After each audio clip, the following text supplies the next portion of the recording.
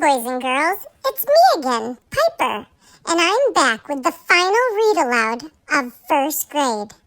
That's right, you heard me correctly. This is the final week of first grade. You did it! You made it! Woohoo! I know it's been a very different kind of school year for you. Well, very different from last year, that's for sure. But you've worked hard. You've learned so much about adding and subtracting, reading, writing, friendship, hand washing, and even personal space. All of that is going to help you continue your learning and growing next year when you're in second grade. You know, when we learn the art of digging holes. At least I hope that's what we're going to be learning in second grade. Well, whatever we learn, Mommy says we are ready and that we are going to love it. And that we will love our second grade teachers almost as much as we love our first grade ones. Now, about our story. Yep, you heard me. This week's is another story.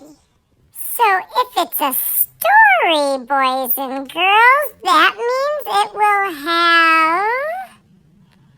Do you remember the story elements? Yeah, right. You remember them. The characters, setting, and plot, or the beginning, middle, and end of the story. See, I told you were ready for second grade.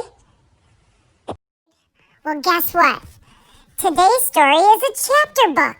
That's right, a chapter book. We are finally reading chapter books. Now I know I'm really ready for second grade. Chapter books are like the big league. I mean, it's what all the adults are reading. Yeah, chapter books are books that are broken into parts. You can look for the word chapter and a number to identify the chapters. And you can expect that there will be new events in the next chapter leading you through the story, just like a movie in your mind. And we can use a graphic organizer like this story map here to keep track of each chapter of the story and what happens. Hint, hint, you may be needing that story map later. That's right. Now, let's learn about our author and illustrator so we can get to our story. Do you want to know what really gets my tail wagging about this week's story? You know, besides the fact that it's my first ever chapter book? Well, it's the fact that it's written by and illustrated by Tedd Arnold. Like the Tedd Arnold, the author and illustrator of Parts, More Parts, and even more parts? The author of Fly Guy? Yeah, that's right, guys. We finally get to read Fly Guy. It's our lucky day. Well, Tedd Arnold studied art at the University of Florida. He has written and illustrated more than 50 books. Many of them are about Fly Guy. Mr. Arnold lives with his wife Carol, 2 sons, 3 cats, and 1 dog in Elmira, New York. Hi, Fly Guy by Tedd Arnold. How can insects be helpful? Chapter 1. A fly went flying. He was looking for something to eat. That dash there tells me that I need to take a pause, but that there's more coming to the story. Oh, I see below the picture. Something tasty, something slimy. Which word has to do with taste? Which word has to do with touch? A boy went walking. He was looking for something to catch. Something smart. Something for the amazing pet show. I wonder what he will catch. They met. Boink! The boy caught the fly in a jar. A pet, he said. He caught a fly. That's what he caught. The fly was mad. He wanted to be free. He stomped his foot and said, "Buzz!" The boy was surprised. He said, "You know my name. You are the smartest pet in the world." Wait, what? The fly said Buzz? Oh, so the boy's name is Buzz and he thinks that the fly is super smart like me? Oh. Before we get to chapter 2, this seems like a good time to pause and think about what we just read instead of pushing ahead and missing some of the important little moments in the story. So what was chapter 1 about? Let's think about our story map and what information we might have learned. I'll give you a minute to think, so you can pause the video until you're done, and then think about what you've learned from that first chapter. When you're finished, press play again. Doesn't it feel good to stop and think for a moment? I know, that's right. Chapter 2. Buzz took the fly home. "This is my pet," Buzz said to Mom and Dad. "He is smart. He can say my name. Listen." Buzz opened the jar. The fly flew out. "Flies can't be pets," said Dad. "They are pests." He got the fly swatter. The fly cried, "Buzz!" And Buzz came, and Buzz came to the rescue.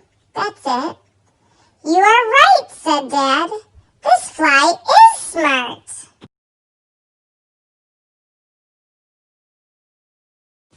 "He needs a name," said Mom. Buzz thought for a minute. "Fly Guy," said Buzz. And Fly Guy said, "Buzz!" It was time for lunch. Buzz gave Fly Guy something to eat. Fly Guy was happy.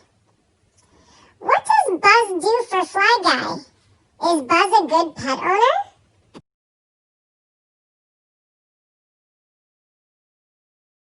Now before we go on to chapter 3, it's definitely a good time to stop and think and maybe write down some things on our story map about chapter 2. Chapter 3, The Amazing Pet Show. Buzz took Fly Guy to the Amazing Pet Show.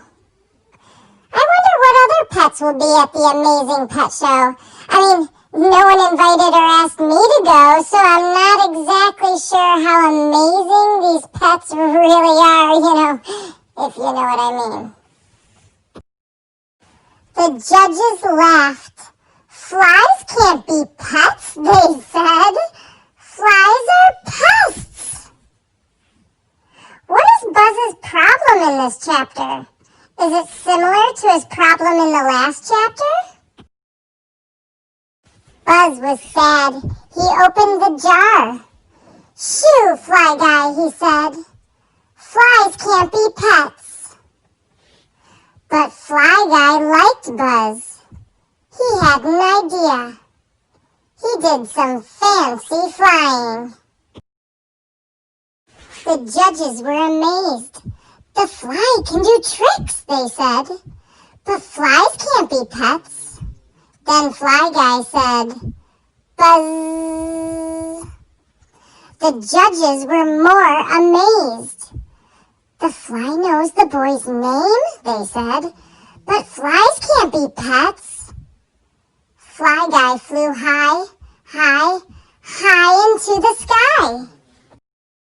Then he dived down, down, down into the jar. "The fly knows his jar," the judges said. This fly is a pet. They let Fly Guy in the show. Boy, that fly does have some skills. How did Fly Guy change everyone's mind about him being a pet and not a pest? What exactly did he do? He even won an award. And so began a beautiful friendship. Aw, that is a beautiful friendship. I can't wait to read about more of Fly Guy's adventures.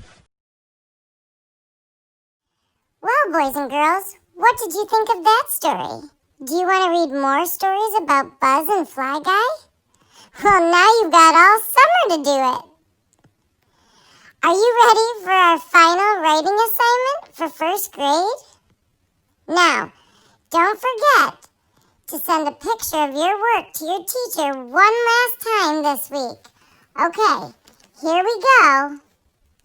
Using the details from the story,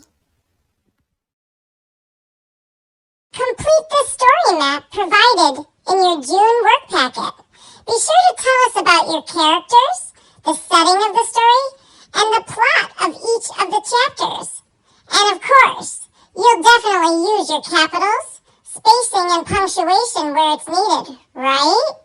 If you wanted other things to think about or work on this week, think about how can insects be helpful. Like maybe you could learn about certain insects that are helpful and create a poster, book, or even make a video to show how insects are helpful to humans. And not just pests. Or you could choose one insect, learn all about it, and find a creative way to teach someone else what you learned. Maybe you could write a different ending to this story. Give it a try. Was there something else that you wanted to have happen in the story? Well, here's your chance. I'm definitely excited to read more about Fly Guy, but I want you to know, this isn't the last time you're going to see me. I'm also excited to read more stories with you this summer. So, don't forget to click on the subscription tab at the bottom of my page, and then you'll get notified when I make new stories throughout the summer, just for you boys and girls. Well, until we meet again, I hope you have lots of fun and exciting things that you're going to do this summer. I hope that you stay safe and you stay kind and helpful, and you just try to be the best you can be at all times. And whenever you get bored, remember, you can always dig a hole.